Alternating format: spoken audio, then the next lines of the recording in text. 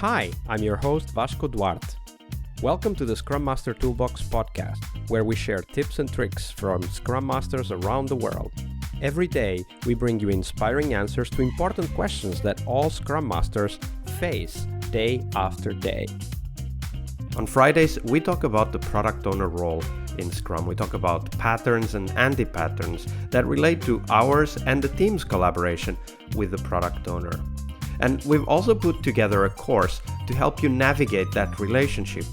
There's 18 modules, nearly 8 hours of tools, techniques, videos, handouts, presentations you can use to help you and your team work better with your product owner. The course is available at bit.ly/coachyourPO. All lowercase, all one word. That's bit.ly/coachyourPO. And now, on to the show, the Product Owner Show.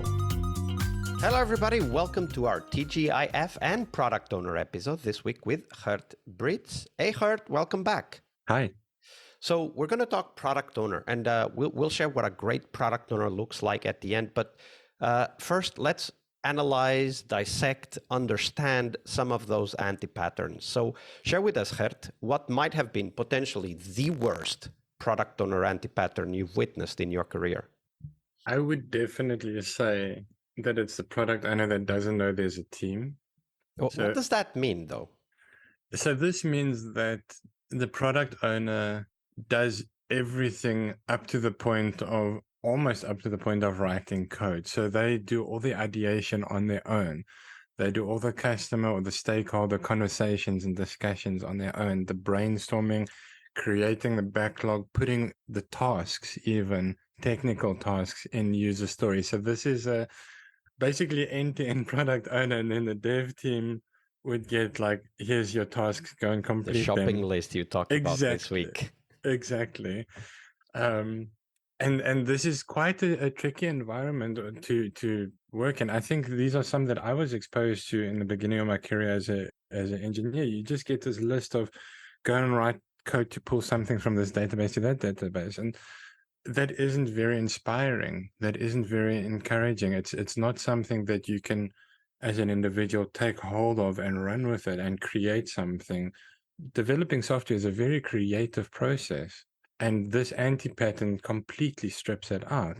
And again, like I've said in a previous conversation with you, is you don't know why this product owner is doing this. You don't know what's motivating or driving or pushing or threatening them to behave in this manner.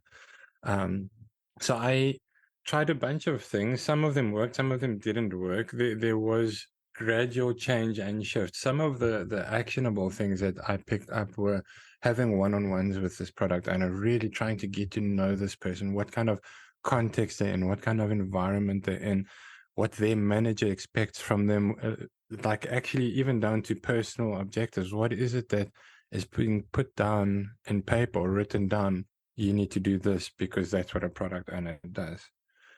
We learned a lot about the role of the product owner in the company, and we eventually changed some of those things.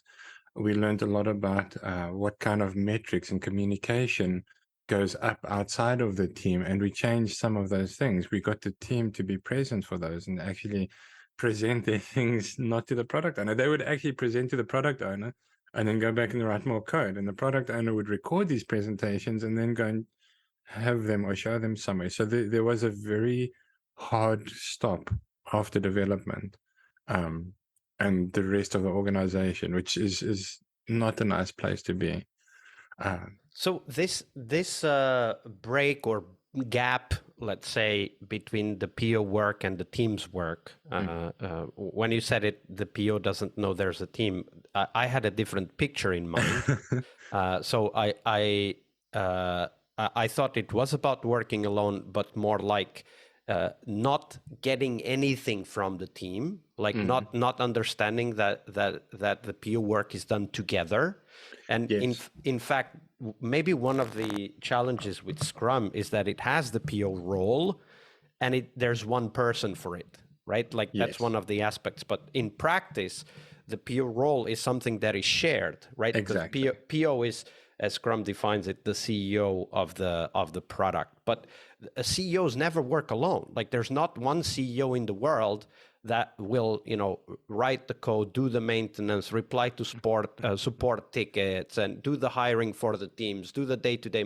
Like they have people for all of those, and they might establish a direction. They might, define what is the key goal that everybody needs to align to, but then they let the organization work on it, right? Yeah. So I was thinking like, okay, so what in your mind, and maybe from your experience in this or other organizations, what in your mind drives the PO to stop realizing that they are, let's say, the direction setting for something else, a system, right? Like it's the whole team and the other teams and the other POs. In this case of this person, after working with them and getting much closer to them, I did learn that there were certain metrics, like you need to increase sales by this percentage, and there were these hard figures of monetary nature that this person was being held accountable for, and they were actually being told, if we don't go from this amount of users to this amount of users,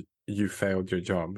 You're going to get a bad review. You're not going to get an increase or a raise. We're going to have to put you on development because you're not doing your job. So there was a lot of, unfortunately, toxic nature coming through with this chasing after numbers.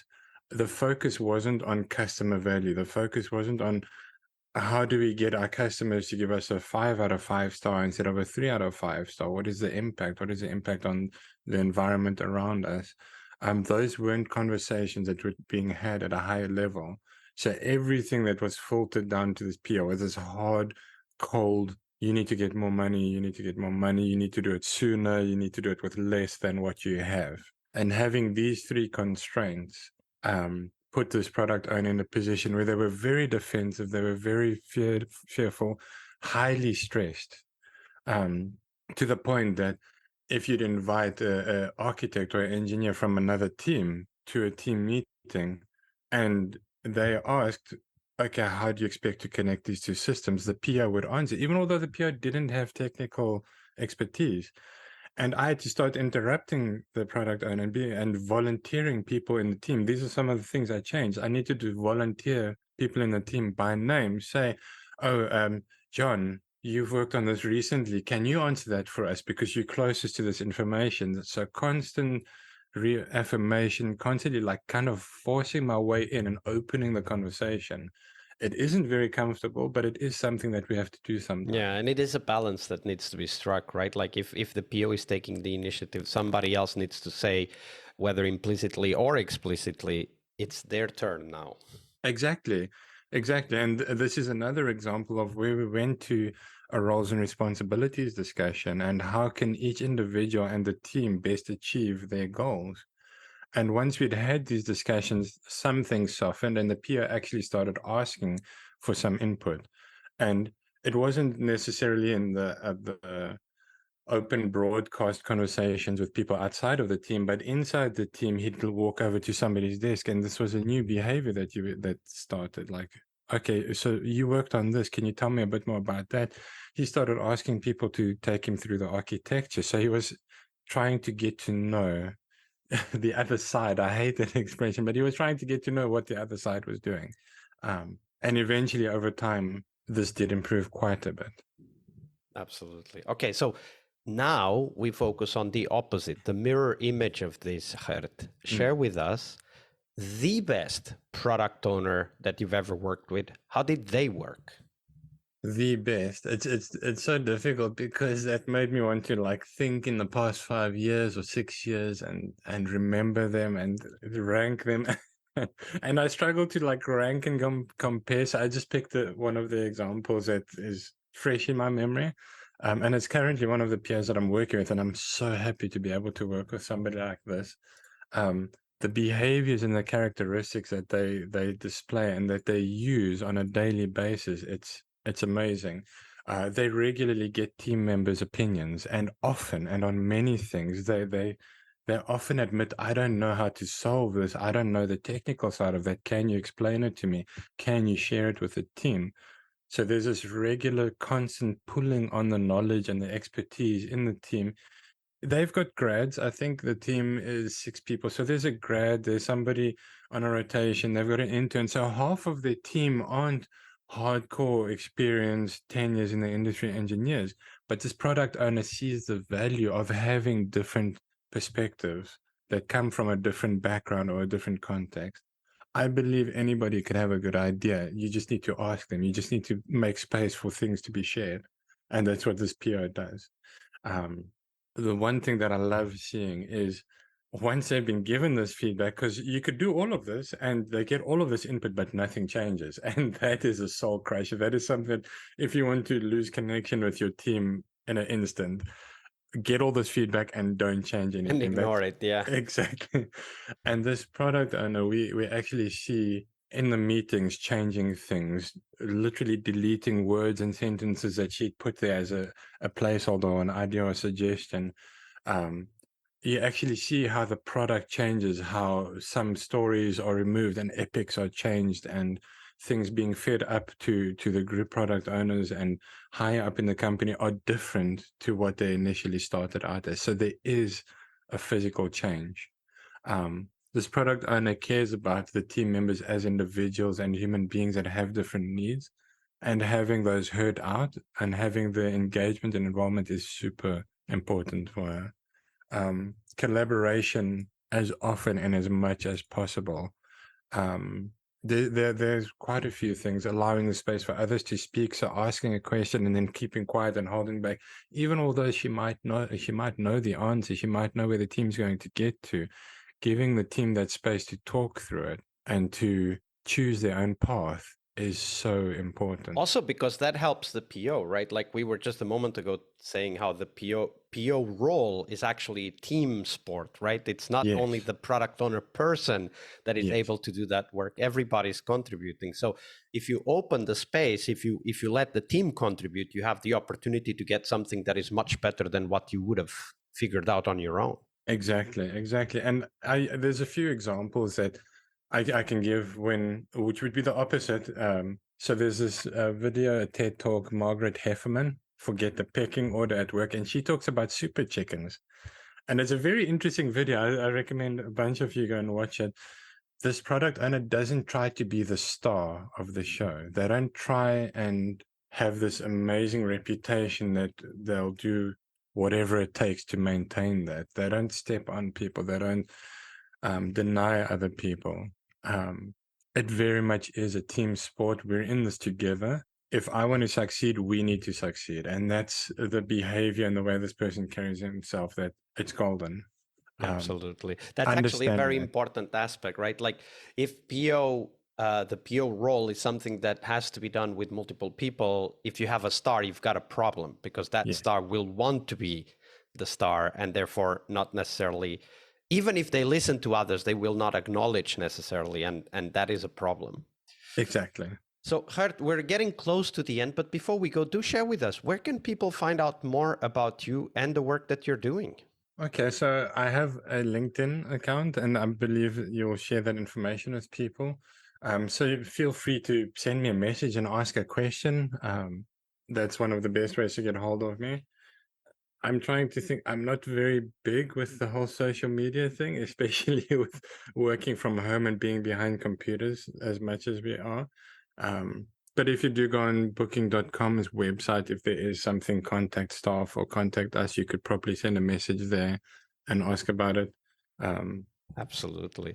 And we'll put the link to your LinkedIn page on the show notes so that people can easily find you. And of course, why not follow up, ask a few questions from Gert. Gert, it's been a pleasure. Thank you very much for being with us and for your generosity with your time and your knowledge. Thank you. It's been a very fun conversation. One more week of the Scrum Master Toolbox podcast is over, but there's a lot more we have to share. We have developed our own membership site where you find a community of active and engaged Scrum Masters. In this site, you get access to exclusive content and get to interact with us, your podcast hosts, as well as the best Scrum Masters in the world. Join us at scrummastertoolbox.com/podcast and keep this podcast free of advertising. See you next week for one more week full of Scrum Master tips and tricks. We really hope you liked our show. And if you did, why not rate this podcast on Stitcher or iTunes? Share this podcast and let other Scrum Masters know about this valuable resource for their work. Remember that sharing is caring.